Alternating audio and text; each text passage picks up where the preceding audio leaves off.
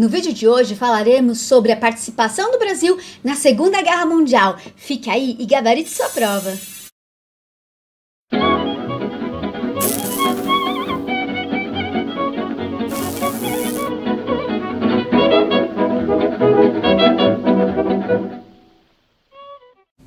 Olá, queridos alunos e queridas alunas, tudo bem? Sejam todos muito bem-vindos a mais um vídeo aqui do canal História e Sociologia Articuladas. Eu sou a Prof. Elê Lopes e nós estamos aqui na série especial para os alunos do Ministério Público do Estado de São Paulo e falamos sobre Getúlio Vargas, ele mesmo. Já fizemos outros vídeos anteriores, se você não viu, acessa aqui nossa playlist no canal. Aliás, se você está gostando da nossa série, assina o canal, se inscreve nele, ativa o sininho e compartilha, porque se você me ajudar, a gente pode espalhar e manter esse trabalho que tem sido importante para muita gente e que tem alegrado o meu coração. Bom, então hoje nós vamos falar sobre o fim do período da Era Vargas. Na verdade, o fim do período da Era Vargas coincide com um ponto do edital chamado assim, Participação do Brasil na Segunda Guerra Mundial. E a participação do Brasil na Segunda Guerra Mundial está estritamente correlacionado com o fim desses 15 anos da chamada Era Vargas. Bom, então, o que você precisa saber para poder realmente entender e responder questões que pensam na participação do Brasil na Segunda Guerra? Bom, você tem que saber um pouquinho sobre o assunto da Segunda Guerra Mundial.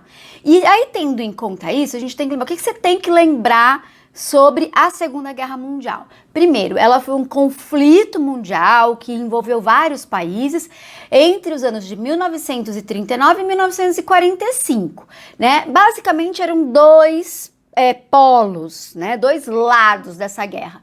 Um que a gente chama de eixo e o outro os aliados. O eixo juntava Alemanha, Japão e Itália, por isso que eu gosto de chamar de eixo Roberto, Roma, Berlim e Tóquio. E quem eram os aliados? Os aliados eram a Inglaterra, os Estados Unidos e a União Soviética, isso mesmo. A União Soviética e os Estados Unidos se unem para combater um inimigo comum que eram os nazistas. Ótimo. Bom, aí qual que é a relação do Brasil, né? Quem era o governante nesse período? O governante nesse período era o Getúlio Vargas. E qual que era a posição do Getúlio Vargas em relação à guerra? Ela ambígua. Como assim, Ale? Ambígua?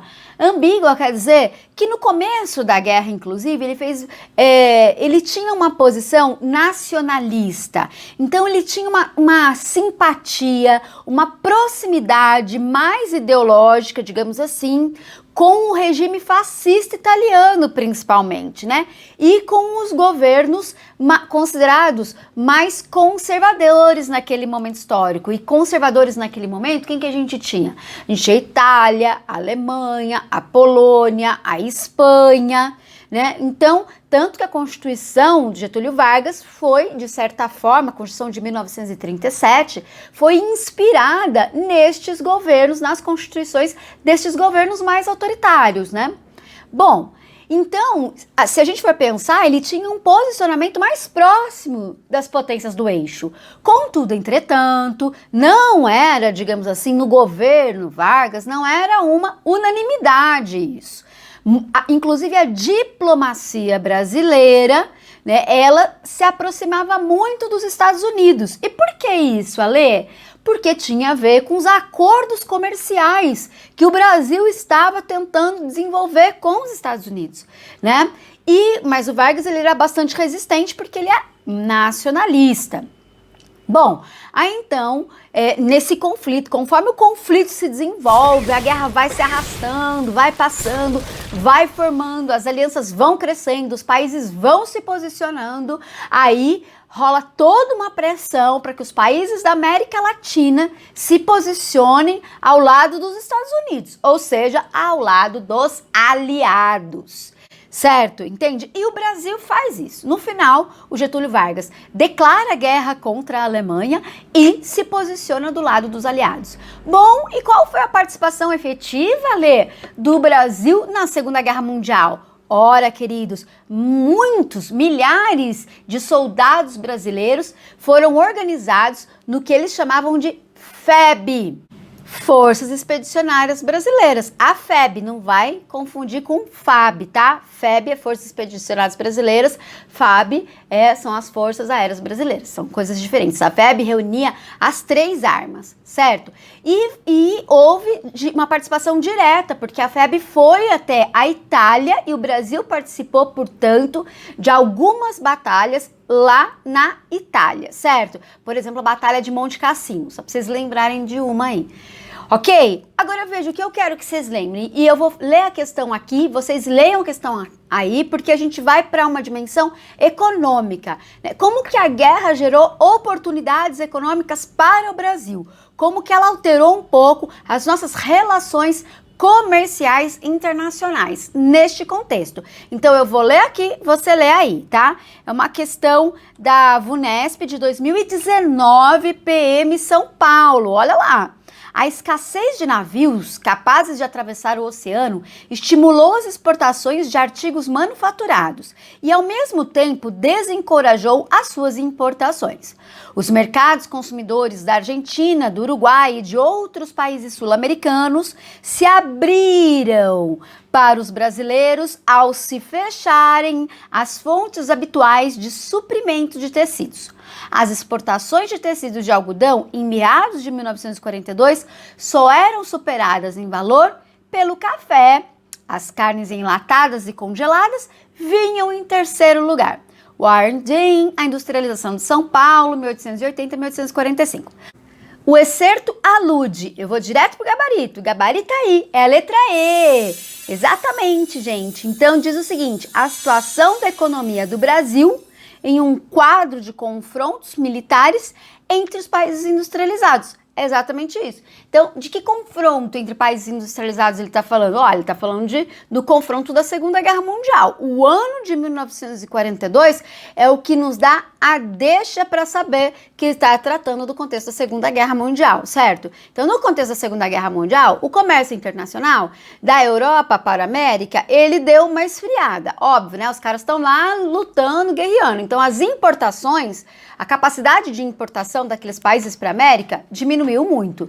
Agora, o Brasil continuou produzindo, não conseguia exportar tanto café. Para quem ele vai exportar? Então, ele vai exportar para os países da América Latina. É isso que quer dizer. E foi isso que aconteceu. Então, é como se houvesse uma mudança de eixo. Ao invés de ter uma relação América-Europa, a gente tem uma relação América-América. Então, tem um certo desenvolvimento da América Latina, certo? Entenderam isso? Então, a situação da economia do Brasil, então essa mudança em um quadro de confrontos militares, Segunda Guerra Mundial, entre as potências, né? Porque os polos dessa guerra são países super industrializados, Estados Unidos, Inglaterra, Alemanha, né? Então, entenderam isso? Agora, por que não pode ser as outras? Não podem ser as outras. Olha só, o item A diz assim: ao isolamento internacional da economia brasileira provocada pela Grande Guerra Mundial. Aí tem dois erros. O próprio texto diz que os mercados da América Latina se abrem para a produção brasileira, certo? E a segunda coisa, Grande Guerra Mundial é uma expressão que na história a gente usa para se referir à Primeira Guerra Mundial, que aconteceu entre 1914 e 1919. Aliás, 18, final de 18, Tratado de Versalhes de 1919, certo? Então, Grande Guerra, você leu lá Grande Guerra, é a Primeira Guerra, tá? B. Ao efeito das leis governamentais de proteção ao trabalho no mercado interno brasileiro. Não tem nenhuma referência no texto falando sobre a questão do mercado de trabalho. Então, aqui está fora do contexto do texto. Item C. Ao entrave ao desenvolvimento industrial do Brasil decorrente da concorrência de produtos estrangeiros. Ora, gente, o que tá acontecendo no contexto dos anos 40? Além de termos um governo que era nacional desenvolvimentista, os países da Europa não estão conseguindo exportar produtos para a América. Então, digamos que seria uma ótima oportunidade para que a indústria nacional brasileira se consolidasse, já que ela vai ter menos concorrência e não mais concorrência com a industrialização estrangeira, tá bom? Então, item D, a última para a gente eliminar, a política de desvalorização da moeda brasileira com a finalidade de encarecer as mercadorias industrializadas e importadas. Não tem absolutamente nada a ver esse item, tipo, é o item louco da questão, né? Sempre tem uma alternativa que é louca na questão.